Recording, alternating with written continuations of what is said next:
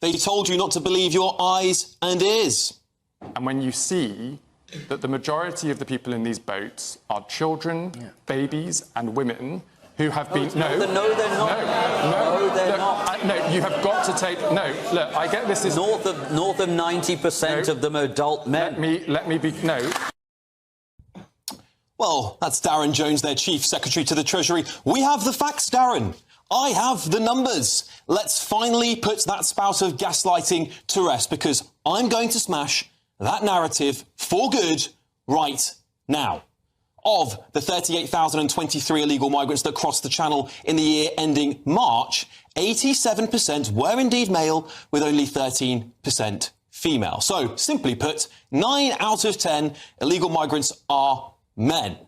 We now also know the largest group entering the UK, of course, Afghanistanis, followed by Syrians, Eritreans and Iranians. And that should be concerning, given that data showing sexual offences in London by ethnicity demonstrate that Afghanistanis are over 1,000% more likely to commit sex crimes than a British person, and Eritreans, the next on that list, are 911% more likely to commit such crimes. With this all in mind, is it quite fair for Robert Jenrick, the Shadow Justice Secretary, to have said he is fearful for the safety of his 3 little girls living in the same neighbourhood as illegal migrants? Well, if you listen to the BBC, they said it was xenophobia. These words echo a fear many have absorbed. Fear of the stranger. The technical name for this is xenophobia. My panel's raring to go, but the BBC has now apologised and edited the clip, but only after considerable public backlash.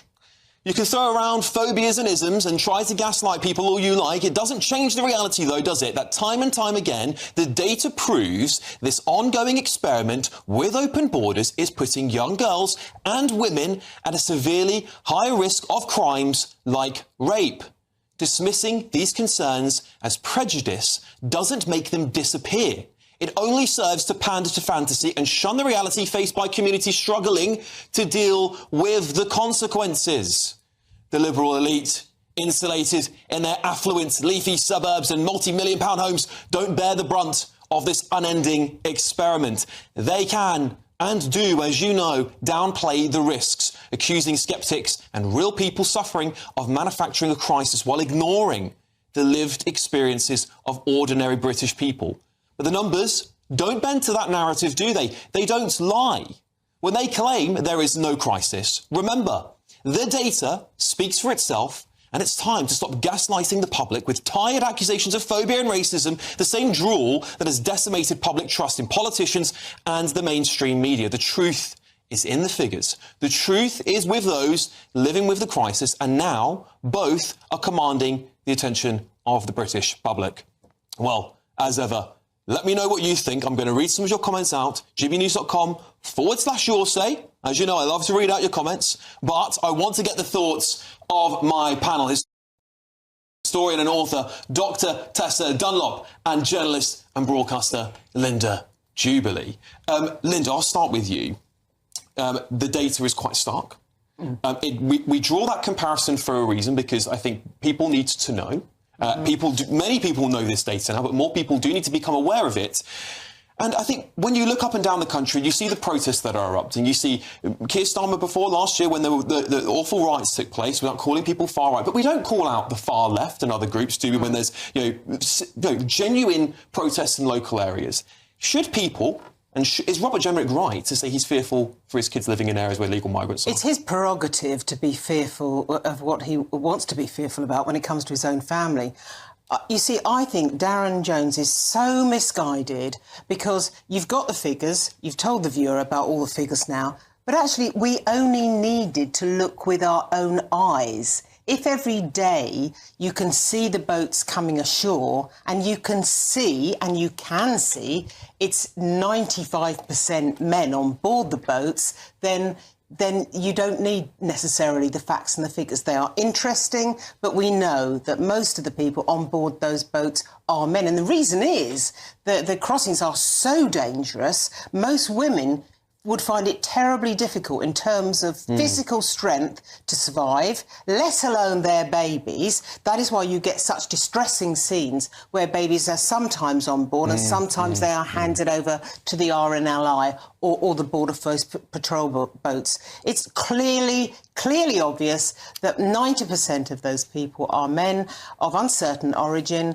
We don't know their backgrounds. You wouldn't want that living next door to you. No one wants that living next door to them because why would you have people, men, with an unquestioned background who are not used to this country, who are culturally different? Why would you have them here? It's unfair to call those people xenophobic. Well, Tessa, I'll come to you on this, because when we look at the comparison of those sexual offence claims with that data there, and we talk about Afghanistanis... need to interrogate. Please do. The statistics those statistics say 1,000% more likely. And, then Syrians and Eritreans on there too. And then you see the nationality of people coming over to the United Kingdom. Should British people be worried?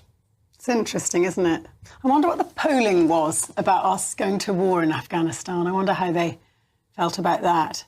We have, of course, delivered a paucity of visas for certain Afghans to be able to come legally when we know their lives have been under threat by the Taliban. Of course, we know about the massive data breach and the problems therein with our own Ministry of Defence. But let's talk more specifically about the scale of the problem. And I commend you. That was a marvellous performance. I always say telly needs performance. It is a performative medium, and I almost wanted to gift you a soapbox, but I thought you were doing a pretty good job. I've got a nice chair here, actually. I've got a nice chair here, Tessa. I know, but standing up. It would have been even more better. There we go. But I think we have to bear in mind, at the moment globally, we have never witnessed this level of displacement. Because not just of extraordinary levels of war and military violence, but also because of climate change. And what you're having is a combination of factors that is pushing people, propelling people, and you are going to send your lean, mean male to try and clinch to get a foothold into a safer, better country. You're not going to be sending, the fairer sex. We can get into a whole argument about equality and so forth, but actually there is a reason why men historically have been sent to war, etc. So that explains why generally it's men who are the first to arrive. I also think we need to recognise this isn't a uniquely British problem. That's true. If you look at the opposite ends of Europe, OK, so Turkey, 430,000 refugees per 1,000 head.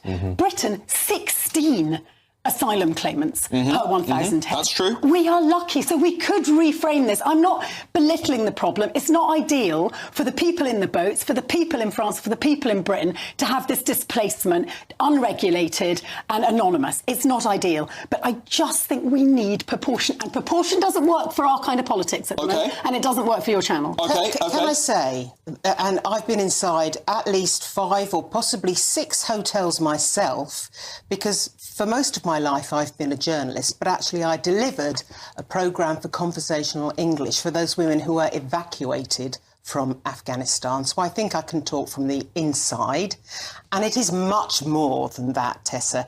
It is a catastrophe. Not only are there internecine differences inside the hotel with one Afghan family against another Afghan family, which I've witnessed.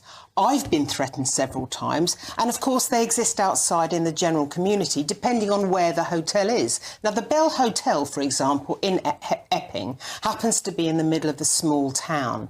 Now, I can tell you, as a foreign correspondent, when I was in Eastern Europe during the Kosovo crisis, there is a terrible problem when refugees are parachuted into a community and it upsets the ratio of those who actually live there and those who are put in. That's more than just a little problem. But I think relative, I agree. Every displaced person is a disaster. It's a personal crisis, and that spills over into the community they arrive in and the community they leave. But relatively, Britain is not impacted by illegal migration in the way that actually most countries, even in Europe, just briefly on that, Tessa, would you not argue that it's better there in places like Turkey, it's better there in countries nearer to their home? And I know it's not close, I understand geography, but at least there's some cultural similarities. There is a vast vast chasm of culture between us and Afghanistani men. I think when we look at those, I want to go back to those statistics again because they are stark. And I know you'll say that you can dispute the data, but there is clearly at least cultural differences between us and Afghanistani men.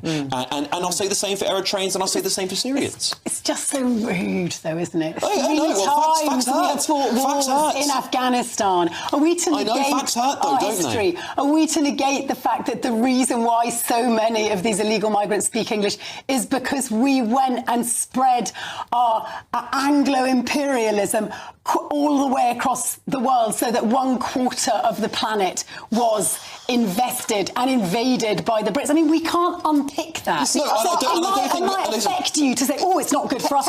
Can I just say, I find what you're saying, very, very brief, I find what you're saying completely fascinating. I love the intellectual cut and thrust of all of this. Yeah. All I'm saying is we are beyond that point. Okay.